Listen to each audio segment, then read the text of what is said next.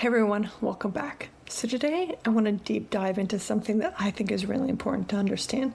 What's actually happening between the practitioner and client during an energy healing session, and when does the real healing start to kick in? This is going to be a two-part series. Today we're going to talk about the energy healer's role, and in the next video we'll flip it around and focus on the client's role. So let's jump in. I'm going to start out with something that might surprise you. Here's the thing, as an energy worker, I'm not actually doing the healing. Even though we're called energy healers, we're not actually healing our clients. Instead, we're creating a container, a space where healing can occur, and that's the key difference. I'm offering what you could call a catalyst, basically an invitation for my client to step into a clear and deeper version of themselves, and it's actually up to them to take this step. At the end of the day, the client is the one that is responsible for their own healing, but we'll get way more into that in the second part of this video. So now that we've got that fundamental truth out of the way, let's talk about how we practitioners actually create the conditions for all of this magic to unfold. I want to cover the four main things that us practitioners are responsible for. Number 1, creating a catalyst for shift. Number 2, staying focused and present. Number 3, reflecting the client's wholeness. And number 4, providing support through change. Let's start with number 1, creating a catalyst for shift. So as practitioners, our job is to set up the conditions for healing to happen. This starts with creating what we call a container for the sessions. Now this looks different for every practitioner, but the purpose stays the same. Setting an intention to create this container is like blowing a sealed bubble around the whole session. It focuses all the energy within that space. Some practitioners invite support figures like angels, guides, and guardians, while others just set up the intention that the session aligns with whatever is the highest good for their client. I'll be honest, when I first started doing energy healing, I didn't create containers because, well, nobody taught me, surprisingly. It wasn't a part of any curriculum. But when I finally started doing it, it was a complete game changer. My sessions became so much more potent, and the healing became so much deeper for my clients. The second part of creating this catalyst is making sure there is a safe, welcoming space. You as a client should feel totally at ease with your practitioner, and their space should be conducive for a session. Over time, as the trust builds between the both of you, you'll naturally start opening up more, which lets the healing go way deeper within a session. Lastly, and most importantly, to create this catalyst is the practitioner's training and tools. This is the meat of the session. This is the mechanism that initiates the actual movement of energy within the client's structure. This can include higher forms of energy like Reiki, using sound and vibration with tuning forks and singing bowls, or deep focused intention. There are many modalities out there, all effective and special in their own right. But as you can see, creating a catalyst for shift has all of these layers, but it's absolutely essential to any energy healing session. Number 2. Staying focused and present. This might seem obvious, but it's honestly like any other muscle that needs to be exercised. Holding that focused intention to create the catalyst through an entire session, it demands a lot of presence.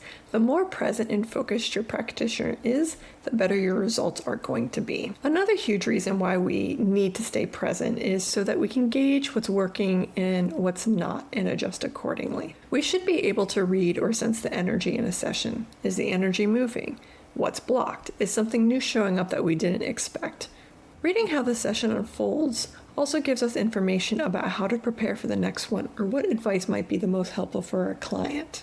Here is something that I find exciting about being present in a session: witnessing someone else's transformation. This can be incredibly profound. When we are present and witness with an open heart, it can be extremely intimate and powerful for the client. Think about it. The client has decided to shed an aspect of themselves and step into a more authentic version right there in the container you had created. It's truly beautiful to witness and hold space for. But without being fully present, we could totally miss that moment, which might be a really important validating experience for the client. Number 3, reflecting a client's wholeness. This is what I believe. Each client is a fragment of the creator. Perfect, whole, and on this journey of remembering and returning to their most authentic self. It's so important to hold this perspective when we're working on people. When I honor and treat them as a radiant soul they are, their energy structure is more inclined to align with that possibility right there in the energy session. And when this happens, the client can start releasing those old patterns, limiting beliefs, and energetic blocks that have been keeping them stuck, and step into a more expansive truth, the truth of who they really are. Really think about it. If your practitioner sees you just as another client coming in to heal your trauma, they are reflecting your current state right back at you within the container they are creating. Remember, you're trying to step out of that state and move into a more authentic version of yourself. Your practitioner should see you as that whole beautiful being you are and hold that intention for you during the session. And last, number 4, providing support through change. Supporting someone through change is a vital part of the process, and this support starts the moment a client first reaches out to you, and it doesn't end at the end of the session either. Sometimes after a session, clients might experience what we call an energy healing detox or vibrational flu. It's this period of emotional or physical discomfort as the energy structure adjusts to all the energetic shifts that happened within the session. In those moments, follow-up support becomes super important.